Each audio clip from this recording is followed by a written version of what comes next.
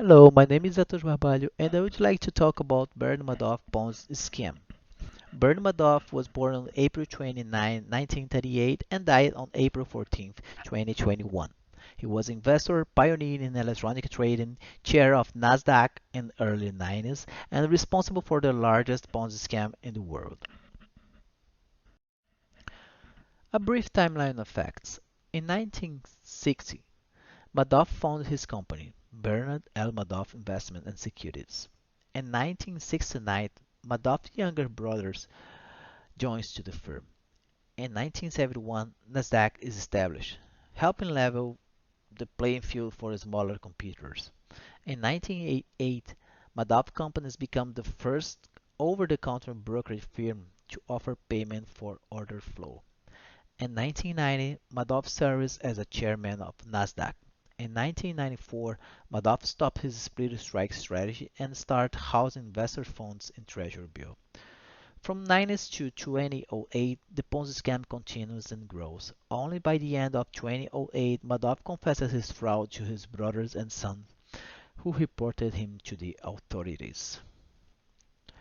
Madoff Ponzi scams. It has done victims all around the world.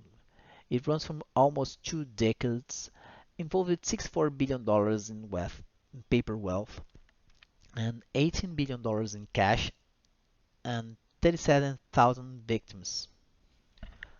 What's the difference between a Ponzi scam and a pyramid scam? A Ponzi scam, most often called as Peter to Paul scams, a name based on old proverb about robbing Peter to pay Paul. That's the essence of a Ponzi scam. You steal money from new investors and use it to pay fake profits to early investors. There's no other source of money to pay investors except the cash deceptively obtained from other investors.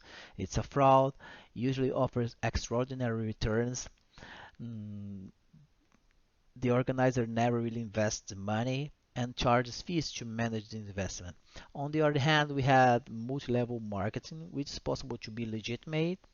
Theoretically, it's possible for investors in a pyramid scam to make profit. However, it usually not happens. Only people on the top of pyramid have good returns. Uh, New members are required to pay a fee and a membership and are promised to receive profits from new member recruited. It typically involves a product. However, investors are rarely able to earn satisfactory return only by selling the company's products. Both of the scams require new investors to be sustained. But how the scam worked? Madoff created his firm, Bernard and Madoff Investment Securities. He attracted investors using his prestige on stock market. He used to promise large and steady return rates for investors. However, he never really invested the money. He only put the money in a single bank, the Chase Manhattan Bank, which merged to become the JP Morgan Chase in the year 2000. The bank, according to one estimate, has made almost 435 millions in after-tax profit with those deposits.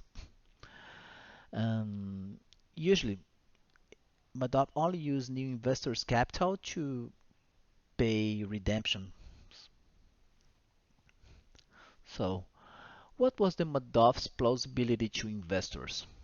So, it was based on some factors. For instance, it appears to stick to safe investments in blue chip stocks, which are stocks from safe companies. He also claimed to be using a collar strategy, also known as split strike strategy, which is a way of minimizing risks. He used it to offer consistent but not outlandish returns, around 10 to 20%, which are good returns but not unbelievable ones. Um, their, their investment has low volatility. As you can see on the graph, the blue line are Madoff's returns against the red line are the SP 500 index return. You can see that overall they have the same return by the end, but Madoff's returns were more consistent. That's that's the most important factor that attracted many investors for his scheme. But how could Madoff avoid regulators and auditors? Yeah, he developed a software to mimic a legitimate account on Wall Street Central Clearinghouse. He created convincing backdated documents using old paper and even an old typewriter just to convince auditors of past inspections. Additionally, Securities Exchange Commission of the SEC just failed to supervise him, mainly because they were focusing on a front running, which is a form of inside trading. For instance, Madoff, whose firm handled an enormous flows of order each day, could position trades for his private investors to profit from predictable movements of in the stock's price. Since every front-running investigation came up empty, it just reinforced the impression that he was an honest man. Also, SAC was understaffed, part because the government budget cutbacks and also because the prevailing anti-regulatory climate, both of which were effects of the new liberal turn in American capitalism. Overall, the multiple failures of SAC's action has extended the length of the time of this fraud. The fall. During the financial crisis of 2008, the scam could not be supported anymore since many investors started to redeem their money. As the selling continued, Madoff became unable to keep up with the cascade of client redemption requests. So, on December 10, Madoff confessed to his sons Mark and Andy, who worked at their father firms. They turned their fathers and never seen him again. On December 11, Madoff was arrested and sentenced to 150 years in jail. In 2009, he was forced to forfeit $107 billion. He died in prison in 2021. Aftermath. Thousands of investors lost their life savings.